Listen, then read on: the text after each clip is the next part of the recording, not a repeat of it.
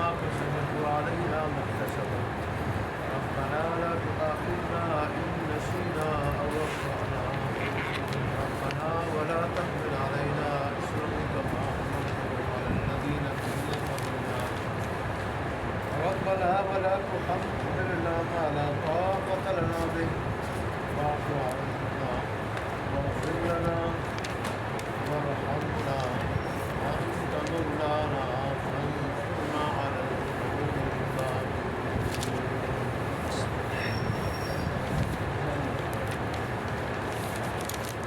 صدق الله مولانا العظيم وصدق رسوله النبي الكريم ونحن على ذلك لمن الشاهدين والشاكرين والحمد لله رب العالمين. یہ سورہ بقرہ کی آخری آیت ہے. یہ آیت تو منگل والے دن جو آیت پڑھی گئی تھی، یہ دو آیتیں سورہ بقرہ کی آخری دو آیتیں یہ بڑی منگل والی حریث مین کو فسفاس بھی کہا گیا، بڑا خیمہ فسفاس القرآن، بڑا خیمہ قرآن کا بڑا خیمہ. جیسے خیمے میں بڑے خیمے میں ضرورت کی ہر چیز آ جاتی ہے اور رہائش کی گنجائش ہوتی ہے، ایسے ہی اس کو قرآن کا بڑا خیمہ اس لیے کہا گیا ہے کہ اللہ تبارک و تعالیٰ نے سورت کے اندر بہت ساری چیزیں ذکر فرمائی. خلافت کبریٰ کا نظام،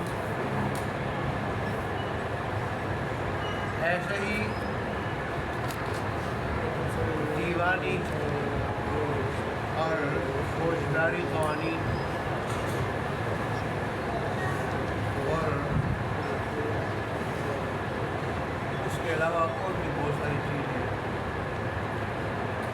اللہ تبارک و تعالیٰ نے اس میں ذکر فرمائی،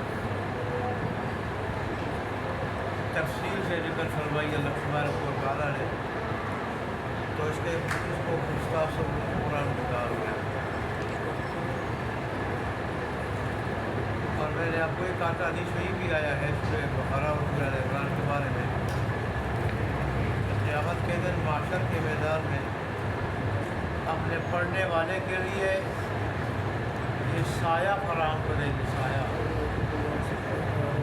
جس طرح اللہ تبارک و تعالیٰ کے عرش کے سوا کوئی اور سایہ نہیں ہوگا. حدیث شریف میں دونوں کے بارے میں بھی آیا ہے کہ جو آدمی دونوں آخری آیتوں کو پڑھے گا رات کو تو ساری رات عبادت پہ لکھی جائے گی. دو آیتوں کو کیا ایک منٹ نہیں لگتا، ساری رات عبادت پہ لکھی جائے گی. بعض روایت میں تہجد کا ثواب ملے گا، تہجد کا ثواب ملے گا. یہ جو دو آخری آیتیں پڑھے گا ساری رات عبادت بھی کی جائے گی یا تہجد کا ثواب ملے گا.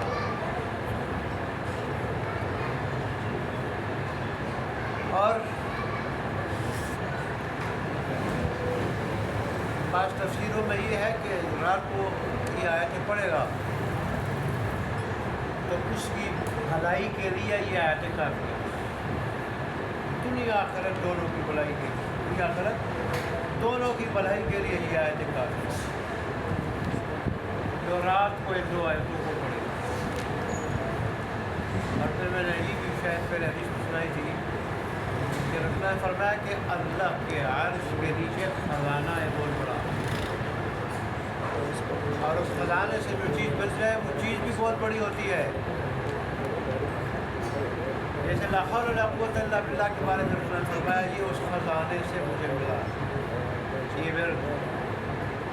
اور یہی وجہ ہے کہ اس میں غم کا بھی علاج ہے، ہم کا بھی علاج ہے. ایسا غم کہتے ہیں ایسی پریشانی کو جس کا سبب معلوم ہو، ہم کہتے ہیں ایسی پریشانی کو جس کا سبب معلوم نہ ہو.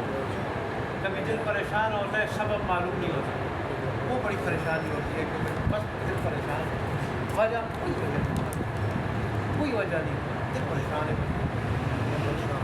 ایسے وقت میں حدیث میں آیا کہ لا حول ولا قوت الا باللہ پڑھ دیا. دل پریشان نہ ہو، وجہ بھی معلوم نہ ہو. اس طرح وجہ معلوم ہو جس کو غم کہا جاتا ہے، اس وقت لا حول ولا قوت بڑے آدمی وہ غم وہ پریشانی کا ایک صحابی رسول صلی اللہ علیہ وسلم رضی اللہ تعالیٰ عنہ کے ایک بچے کو اٹھا کے لے گئے، کچھ جانور بھی تھے ساتھ. وہ بڑا پریشان تھا، اس کی والدہ بھی بڑی پریشان تھی، اور وہ صحابی بڑے پریشان تھے اور ان کی بیوی بڑی پریشان تھی. بچے کی والدہ والدین دونوں پریشان تھے. رسول اللہ کی خدمت میں جب یہ بات پہنچائی گئی اور اس نے اپنی پریشانی بتائی تو رسول اللہ نے فرمایا کہ لا حول ولا قوت کا ورد کثرت سے کرو، اللہ بیٹا بھی واپس کر دے گا، جانور بھی واپس کر دے گا. انہوں نے جب یہ ورد کثرت سے شروع کی، کثرت سے چند دن گزرے تھے کہ بیٹا بھی آیا، جانور بھی، اور کافروں کے جانور بھی ساتھ لے آئے. اس کے بارے میں بھی ہے کہ وہ عرش کے خزانے سے مجھے ملا، وہ ورد بھی وہاں سے ملا، وہ کلمات بھی وہاں سے ملے. اور ان کلمات کے بارے میں رسول اللہ صلی اللہ علیہ وسلم نے فرمایا کہ یہ مجھے عرش کے خزانے سے ملے. دونوں آیتیں آمن الرسول کے بارے میں تو بات ہو چکی، اب لا یکلف اللہ نفسا اس کے بارے میں کچھ بات کرنی ہے. جب صحابہ نے رسول اللہ کی خدمت میں یہ پریشانی ذکر کی کہ اللہ فرما رہے ہیں کہ تمہارے دل میں جو باتیں آتی ہیں تو ان کو ظاہر کرو یا چھپاؤ، ان پہ بھی مواخذہ ہوگا. دلی خیالات پہ اگر مواخذہ ہو جائے تو پھر اللہ کی پکڑ سے کون بچ سکتا ہے؟ ہم بڑے پریشان ہیں. اللہ نے فرمایا کہ تم بنی اسرائیل کی طرح مت بنو، بلکہ تم کہو سمعنا واطعنا، اللہ ہم نے آپ کے احکام سن لیا اور ہم اطاعت کے لیے حاضر ہیں، اطاعت کے لیے ہم تیار ہیں، یہ کہو. اور پھر غفرانک، اس سے اللہ تبارک و تعالیٰ سے معافی مانگو، اللہ تبارک و تعالیٰ سے معافی مانگو کہ اللہ تیری مغفرت، ہم تیری مغفرت مانگتے ہیں، تیری مغفرت. اور تیری مغفرت تو یہ ہے کہ تو صرف گناہ نہیں معاف کرتا، گناہوں کو نیکیوں میں بھی بدل لیتا ہے. تو مغفرت کرتے اپنی شان کے مطابق، اور آنا بھی تیری طرف ہے. جب صحابہ کرام نے ان کلمات کو دہرایا تو اللہ تبارک و تعالیٰ نے اس پہ یہ آیت بھیجی. یہ جو آخری آیت ہے یہ لا یکلف اللہ نفسا الا وسعها. رسول اللہ صلی اللہ علیہ وسلم نے ان کو تسلی دی، پہلے رسول اللہ نے ان کو تسلی دی کہ غم مت کرو، فکر مت کرو، اللہ اس چیز پہ مواخذہ نہیں فرماتا جو انسان کے بس اختیار میں ہو، اور دلی خیالات انسان کے اختیار میں نہیں. تو رسول اللہ نے تسلی فرمائی ان کو. اللہ نے آیت بھیجی لا یکلف اللہ نفسا الا وسعها. اللہ انسان کو اس چیز کی تکلیف نہیں دیتا کہ جو اس کی وسعت میں نہ ہو. اس کی وسعت میں اس کا مکلف نہیں بناتا جو اس کی وسعت پہ طاقت پہ نہ ہو، اس کا پابند نہیں بناتا جو اس کی طاقت پہ نہ ہو. دلی خیالات انسان کے اختیار میں نہیں، لہٰذا اللہ تبارک و تعالیٰ ان خیالات میں پکڑے گا نہیں، مواخذہ نہیں کرے گا، نہ ان کا حساب نہیں. البتہ انسان اپنے ارادے اور اختیار سے جو کمائی کرتا ہے، اپنے ارادے اور اختیار سے جو کمائی کرتا ہے، نیکی کرتا ہے یا برائی کرتا ہے، تو اس پہ یا پکڑ ہوتی ہے یا رب کی طرف سے پھر بدلہ ملتا. نیکی کرتا ہے تو بدلہ ملتا ہے، اور ایک نیکی پر 10 گنا بدلہ ملتا ہے. اور اگر برائی کرتا ہے تو پھر رب کی طرف سے کیا ہوتی ہے؟ پکڑ ہوتی ہے. پھر خیال پہ اللہ تبارک و تعالیٰ کی طرف سے پکڑ.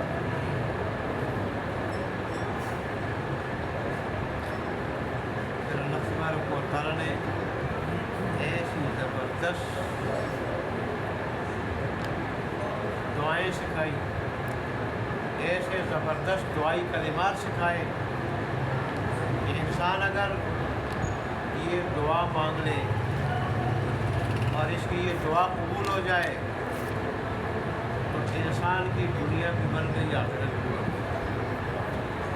دنیا میں ایک تو اللہ تبارک و تعالی نے یہ کرم فرمایا ہے، رحم فرمایا ہے کہ ہمیں ایسے احکام نہیں دیے جن پہ عمل کرنا مشکل ہو، جیسے اللہ بنی اسرائیل کو دیے تھے۔ بنی اسرائیل کے اوپر جو حلال جانور تھا، جس کا گوشت حلال تھا، اس کی بھی چربی حرام تھی۔ اب گوشت سے چربی الگ کرنا کتنا مشکل کام ہے، کتنا مشکل کام ہے۔ یہ حکم مل جائے کہ بھئی گوشت کھاؤ، چربی نہیں کھا سکتے ہو، چربی الگ کرو، پھر لگ جائے گوشت سے چربی الگ کرتا جائے، الگ کرتا جائے، اس میں کتنا ٹائم لگے گا؟ دقت کتنی ہے، مشقت کتنی ہے۔ ان پہ جن جانوروں کا گوشت حلال تھا تو چربی ان کی بھی حرام۔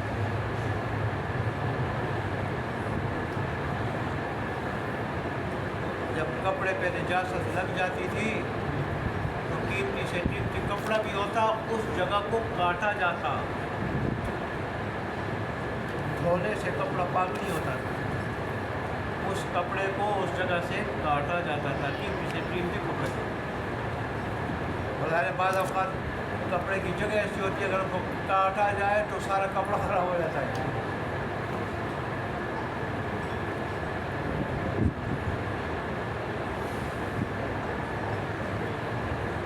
عبادت وہ کر سکتے تھے، عبادت خانے میں، باہر نہیں۔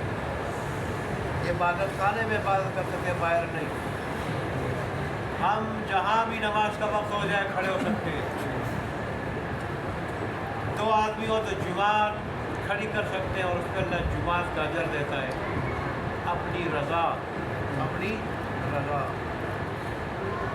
کامل ادائیگی کا اجر 27 گنا ثواب، ٹھیک ہے۔ اس طرح ان کے لیے تیمم جائز نہیں تھا، وضو ضروری تھا۔ کیا تھا؟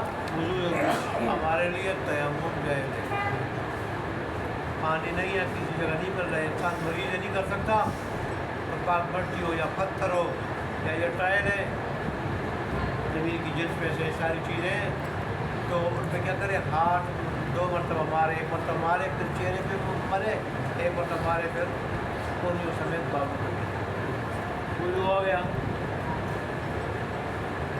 ہفتہ کا دن ان کی صرف عبادت کا تھا، ہفتے کا، اس میں کوئی اور کام نہیں کر سکتے، یہاں تک کہ چولہے میں آگ بھی نہیں جلا سکتے۔ ہم ہیں کہ دن میں 5 نمازیں پڑھو، ٹھیک، اور پھر جو مرضی یہ کرو، جو مرضی یہ کرو۔ بنی اسرائیل پر اس سے زیادہ نمازیں تھیں، تو ظاہر ہے وہ پھر ہم سے زیادہ دقت میں تھے، ہم سے زیادہ دقت میں تھے۔ بعض امت ایسی تھی کہ ان پر روزے ساری زندگی کے لیے تھے، ساری زندگی روزے۔ داؤد علیہ السلام کی شریعت میں 6 مہینے روزے۔ یہ تو ہم ہیں کہ پورے سال میں 1 مہینہ روزے رکھیں۔ اللہ ان کی برکت سے پورے 11 مہینے متقی پرہیزگار رکھتا ہے انسان۔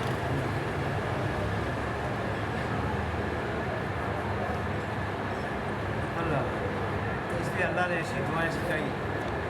اللہ تبارک و تعالیٰ نے کہ اللہ تبارک و تعالیٰ انسان بھول سکتا ہے، اگر بھولے سے کوئی گناہ ہو جائے، بھولے سے پکڑ نہ فرمانا۔ انسان کا روزہ ہے، بھول گیا میرا روزہ ہے، پانی پی لیا، پانی کوئی گناہ نہیں۔ اس سے بڑھ کر اور کرم، کیا کرم نوازی اللہ تعالیٰ، کوئی گناہ نہیں۔ کھا لیا، کوئی گناہ نہیں۔ اس طرح غلطی سے کوئی کام ہو گیا، انسان شکار کرنا چاہتا ہے، بھول میں اور خطا میں یہ فرق ہے، بھول میں تو انسان کا ارادہ ہی نہیں ہوتا، نیت ہی نہیں ہوتی، بغیر نیت ارادے کے بھولے سے کوئی کام ہو جاتا ہے، بھولے سے کام ہو جاتا ہے۔ جیسے انسان جو ہے نا کبھی نماز کو بھول جائے، مطلب ہو جاتا ہے نماز کو بھول جائے، اس میں حکم حدیث میں یہ ہے کہ جب یاد آ جائے پڑھ۔ اس طرح انسان بھول جاتا ہے میرا روزہ ہے، وہ کھا لیتا ہے پی لیتا ہے، تو وہاں بھی اس کی نیت کوئی نہیں، ارادہ کوئی نہیں، بھولے سے کام ہو گیا۔ اور ایسے وقت میں حدیث شریف میں آتا ہے کہ اللہ ہی اس کو کھلاتا پلاتا ہے جس کو بلا دے اللہ۔ خطا میں یہ ہوتا ہے نیت ہوتی ہے، ارادہ ہوتا ہے، نیت ہوتی ہے، لیکن انسان کام کوئی اور کرنا چاہتا ہے، کوئی اور غلطی سے کوئی اور ہو جاتا ہے، کوئی اور۔ جیسے کہ آدمی کولی کرنا چاہتا ہے رمضان میں، روزے میں کولی کرنا چاہتا ہے روزے کی حالت میں، اور پانی غلطی سے حلق کے اندر چلا جائے، حلق اب اس کا ارادہ، اس نے ارادے سے پانی ڈالا، ارادے سے پانی ڈالا منہ میں، نیت تھی، ارادہ تھا، منہ میں پانی ڈالا، لیکن وہ منہ سے نیچے چلا گیا۔ یا انسان جو ہے وہ شکار کرنا چاہ رہا تھا، گولی اس کو ماری اور غلطی سے جا کے کسی انسان کو لگی۔ یہ فرق ہے اس میں، بھول میں خطا میں، کہ بھول میں ارادہ بھی نہیں ہوتا، انسان کا ارادہ نہیں ہوتا، نیت نہیں ہوتی، اختیار نہیں ہوتا، اور غلطی اور خطا میں انسان کی نیت ہوتی ہے، ارادہ ہوتا ہے، ٹھیک ہے، لیکن غلطی سے وہ کام ہو جاتا ہے، غلطی سے وہ کام ہو جاتا ہے، وہ کام ایک کرنا چاہتا ہے اور غلطی سے دوسرا ہو جاتا ہے، نیت ہوتی ہے، ارادہ ہوتا ہے، لیکن کام ایک کرنا چاہتے ہیں، غلطی سے دوسرا ہو جاتا ہے، جس میں یہ دونوں چیزیں اس عمر کو معاف، بھول بھی معاف ہے اور خطا بھی معاف ہے۔ جیسے اللہ فرمائے کہ اللہ نے میری اس امت سے خطا کو بھی اٹھا دیا، بھول کو بھی اٹھا دیا، اس میں پکڑ نہیں۔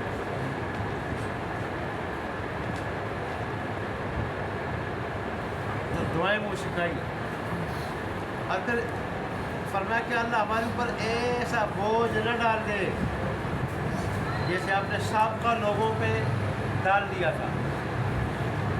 اس بوجھ سے مراد مشکل احکام ہے، مشکل احکام ہے، جیسے تورات کے تھے یا بعض اور شریعتوں کے تھے۔ اور آگے وَلَا تُحَمِّلْنَا، ہم سے مت اٹھوا، ایسی چیز ہم سے مت اٹھوا جس کی ہمیں طاقت نہ ہو۔ اس سے مراد آسمانی آفات ہے، کیا ہے؟ آسمانی آفات۔ لا تحملنا میں تو شرعی احکام کا بوجھ ہے تو مشکل نہ ہو، اور ولا تحملنا میں آسمانی آفات کا بوجھ ہے، بلیات کا بوجھ ہے کہ اللہ آسمان سے ایسی آفات نہ بھیج، ایسی مصیبتیں نہ بھیجنا کہ جن کی ہم طاقت نہ رکھیں۔ اور پھر ہم سے درگزر فرما، ہمارے گناہ معاف کر دے اور ہماری مغفرت کر دے۔ یہ غفر کس کو چیز کو کہا جاتا ہے؟ اللہ تبارک و تعالیٰ کی رحمت کی چادر میں ڈھانپنے کو۔ تو یہ دعا کہ اللہ گناہ بھی معاف کر دینا، درگزر کر دینا، واعف عنا میں اس کا ذکر ہوا، اور ہمارے گناہوں کو صرف معاف بھی نہیں کرنا بلکہ ہمیں آپ اپنی رحمت کی چادر میں ڈھانپ لینا۔ گناہوں کے بعد پھر رحم فرما، کرم فرما بھی۔ اللہ کی رحمت میں بہت ساری چیزیں آ جاتی ہیں۔ ایک تو وہ گناہ نیکیوں میں بدل لینا، اور پھر اللہ تبارک و تعالیٰ کی رحمت جب متوجہ ہوتی ہے، انسان ترقی کرتا جاتا ہے، نیکی میں ترقی کرتا جاتا ہے، ہر قسم کی نعمتوں میں اطمینان قلب ملنے میں، اور پھر ہمارے اوپر خصوصی رحم فرما، خصوصی تو ہمارا مولا ہے۔ اس مولا کے تقریباً 25 معنی ذکر کیے ہیں قابوس والے نے، لیکن یہاں مراد ہے کام بنا آقا کام بنانے والا، مددگار، حاجات پوری کرنے والا، تو ہی ہمارے کام بناتا ہے، تو ہی ہماری حاجات پوری کرتا ہے، لہذا ہماری حاجات پوری کر اور پھر کافر قوم کے مقابلے میں ہماری مدد کرنا، کافر قوم کے مقابلے میں ہماری مدد کرنا۔ اللہ نے یہ دعا قبول کی۔ ایک اور فضیلت ذہن میں الحمدللہ ماشاء اللہ، رسول اللہ صلی اللہ علیہ وسلم نے فرمایا کہ جب بندہ یہ دعائیں مانگتا ہے اور جب ایک ایک دعا پہ وقف کرتا ہے تو اللہ تبارک و تعالیٰ اس کے جواب میں کہتا ہے فعال تو میں نے کر دیا، فعال تو میں نے کر دیا، فعال تو میں نے کر دیا۔ یہ کہتے ہیں اللہ تبارک و تعالیٰ ہمیں نہ پکڑنا اگر ہم بھول جائیں یا غلطی کر جائیں۔ اس پہ جب سانس لیتا ہے وقفہ کرتا ہے تو اللہ کہتے ہیں میں نے تمہیں کیا کر دیا، تمہاری بھول پہ اور تمہاری جو ہے نا خطا پہ میں تمہیں نہیں پکڑوں گا، یہ دعا میں نے قبول کر دی، نہیں پکڑوں گا میرے بندے، نہیں پکڑوں گا۔ بھول سے غلطی کرو، بھول سے گناہ کرو، بھولے سے، اور یا اگر کیا کرو یا خطا سے غلطی سے کرو، گناہ کرو غلطی سے، میں نہیں پکڑوں گا۔ نماز اگر انسان بھول کے نہ پڑھے، ظاہر بھی گناہ ہے نہ نماز نہ پڑھنا، لیکن یہاں بھولے سے ہے نا تو اس پہ پکڑ لیں۔ اس طرح مارنا، شکار کو چاہ رہا تھا اور انسان کو لگا یہ غلطی ہے، اللہ کہتے ہیں میں نہیں پکڑوں گا۔ اسی طرح جب یہ کہتے ہیں اللہ ہمارے اوپر مشکل احکام کا بوجھ نہ ڈال دے، اور ظاہر ہے اتنا کہہ کہ اس کا سانس ختم ہو جاتا ہے، یہ خاموش ہو جاتا ہے، وقفہ کر لیتا ہے، اللہ تبارک کو فرماتا ہے قد فعلت تو میں نے کر دیا، مشکل احکام کا بوجھ نہیں ڈال۔ اور اسی طرح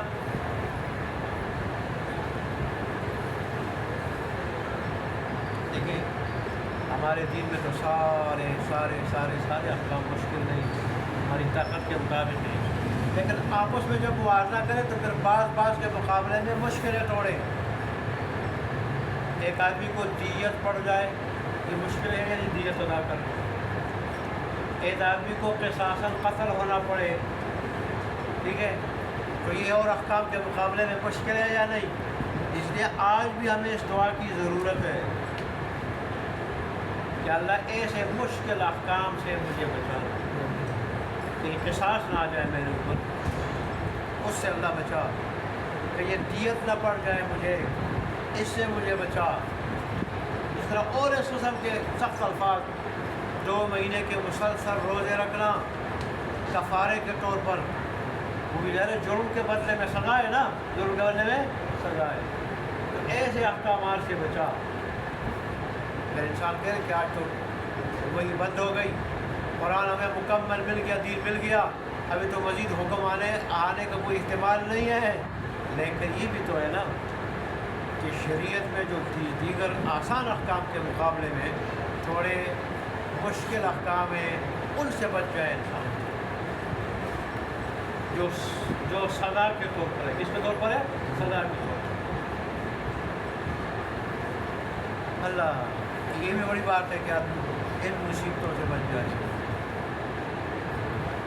اور آگے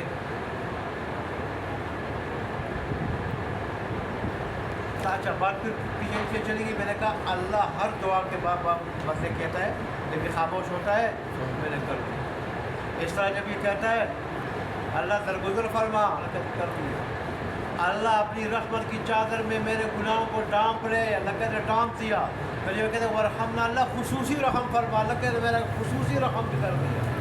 اور پھر جب یہ کہتا ہے تو ہی ہمارے کام بنانے والے، اللہ کام بنا دے، جس کام کی بھی نیت کرے یا مجھ سے کر دے، اللہ کہتا ہے جواب میں میرے بندے میں نے بنا دیے تیرے کام، کیا بنا دیے میں نے۔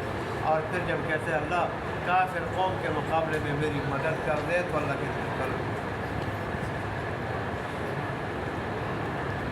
صحابہ کرام کے اور خاص کر خلفائے راشدین کے حق میں تو اسپیشل یہ دعا قبول ہوئی تھی۔ 50 سال تک اللہ نے آدھی دنیا پر ان کو حکمرانی، یہ 50 سال میں اسلام غلبہ پاتا رہا پھر یہاں تک کہ جب خلفاء راشدین کا دور آیا تو پھر تو آدھی دنیا پہ ان کا اقتدار تھا اور آدھی دنیا میں سکت نہیں تھے مقابلہ کرنے، لیکن وہ جب مسلمانوں میں آپس کی کچھ لڑائیاں شروع ہوئی اس وقت پھر ترقی رک گئی، جو تھی وہ تھی، باقی رک گئی ترقی۔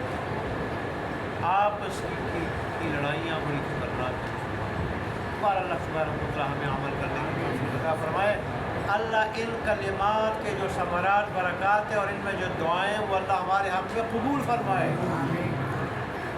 دیکھیں ترجمہ جی، یا ترجمہ انشاءاللہ کل کریں گے، کل ممکن ہے اس میں کوئی اور باتیں بھی ہیں، تو پھر انشاءاللہ کل میں کہوں گا، تو پھر ترجمہ بھی کل کریں گے۔